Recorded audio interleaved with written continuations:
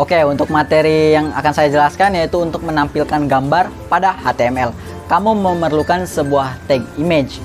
Tag image ini tidak mempunyai tag penutup dan tidak kalah penting yaitu atribut src, singkatan dari shorts. Atribut src berisi link lokasi file gambar berada. Untuk alamat link lokasi file gambar bisa menggunakan alamat link, absolute, atau relatif. Intinya sama seperti saat mengisi atribut href pada tag. Untuk memulai menggunakan tag gambar, sebaiknya kamu siapkan terlebih dahulu sebuah gambar yang akan digunakan. Supaya lebih mudah, tempatkan gambar tersebut dalam satu folder yang nantinya akan dijadikan tempat menyimpan file HTML. Gambar yang telah kita buat dan pastikan kamu mengetahui format gambar yang akan digunakan. Untuk menampilkan gambar pada website, kita memerlukan tag yang berfungsi untuk menginput atau menampilkan gambar. Di dalam tag terdapat banyak atribut seperti src, alt, height, width, dan lain sebagainya. Di sini kita hanya akan mempelajari atribut src, alt, height, dan width. Atribut src berfungsi sebagai pemanggil gambar ke halaman web yang kita buat.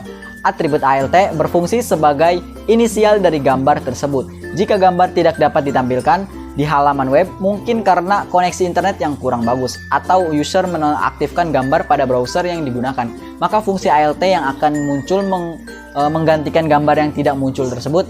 Atribut height atau dalam bahasa Indonesia adalah tinggi, berfungsi untuk mengatur tinggi gambar.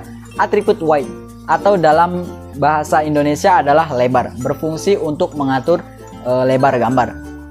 Untuk kriteria pemilihan file gambar berdasarkan jenis format file, yang pertama itu ada GIF atau Graphic Interchange Format. Mungkin termasuk yang terbanyak digunakan dalam internet, warna 8 bit ya.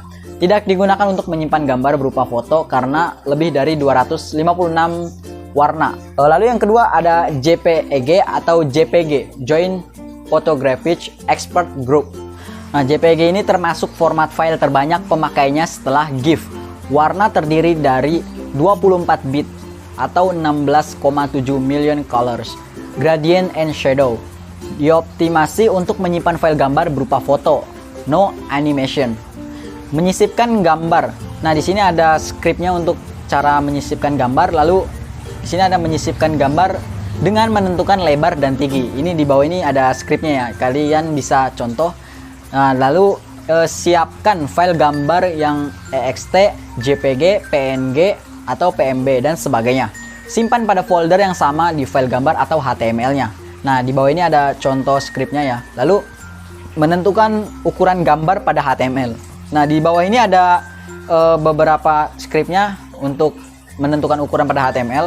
Lalu selanjutnya menambahkan atribut alt pada gambar. Atribut alt merupakan singkatan dari alternatif. Isi atribut ini akan tampil jika gambar gagal ditampilkan, misalnya seperti koneksi internet terlalu sangat lambat sehingga menyebabkan gagal memuat gambar, salah penulisan pada atribut src atau file gambar yang dimuat sudah tidak tersedia atau dihapus. Untuk cara penggunaannya silahkan lihat kode HTML di bawah ini ya.